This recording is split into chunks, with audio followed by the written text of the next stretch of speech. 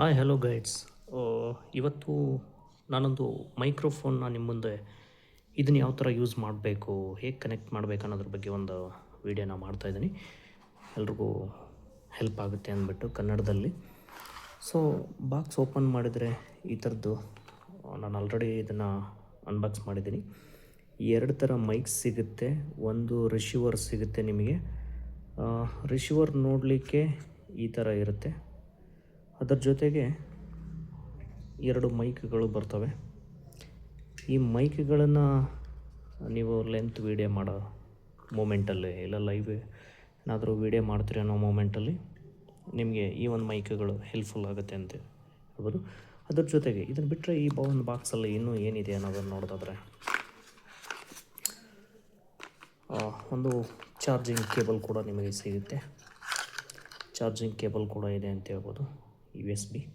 ಅದರ ಜೊತೆಗೆ ನೀವೇನಾದರೂ ಐಫೋನ್ ಯೂಸ್ ಮಾಡ್ತಾಯಿದ್ರೆ ಅಂದರೆ ಕೂಡ ಅದಕ್ಕೂ ಪ್ಲಗ್ಗಿಂಗ್ ಮಾಡೋಕ್ಕೆ ಈ ಒಂದು ಕನೆಕ್ಟರ್ ಕೂಡ ಇದೆ ಅಂತ ಹೇಳ್ಬೋದು. ಹಾಗಾದರೆ ಇದನ್ನು ಹೇಗೆ ಪ್ಲಗ್ಗಿಂಗ್ ಮಾಡೋದು, ಯಾವ ಥರ ಮಾಡೋದು ಅನ್ನೋದ್ರ ಬಗ್ಗೆ ಅನ್ನೋದು ವೆರಿ ಸಿಂಪಲ್ಲು. ನಿಮ್ಮ ಒಂದು ಮೊಬೈಲ್ಗೆ ಇದನ್ನು ನೀವು ಪ್ಲಗ್ಗಿಂಗ್ ಮಾಡಬೇಕಾಗುತ್ತೆ.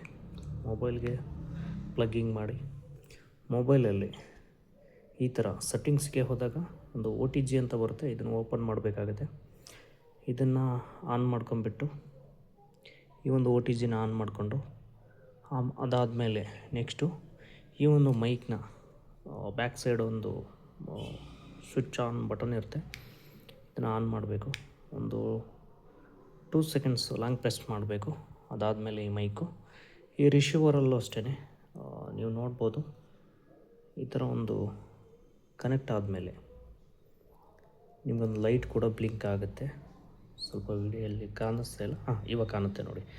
ಈ ಥರ ಒಂದು ಲೈಟ್ ಕೂಡ ಬ್ಲಿಂಕ್ ಆಗುತ್ತೆ. ಇವಾಗ ಏನಾಗುತ್ತೆ, ನೀವು ಈ ಮೈಕ್ನ ಆರಾಮಾಗಿ ಲೆಂತ್ ವೀಡಿಯೋ ಮಾಡೋ ಟೈಮಲ್ಲಿ ಯೂಸ್ ಮಾಡ್ಬೋದು. ಈ ಒಂದು ವಿಡಿಯೋ ನಿಮಗೇನಾದರೂ ಹೆಲ್ಪ್ಫುಲ್ ಆಗಿದ್ದರೆ ಒಂದು ಲೈಕ್ ಕೊಡಿ ಅಂತ ಕೇಳ್ತೀನಿ. Thank you so much.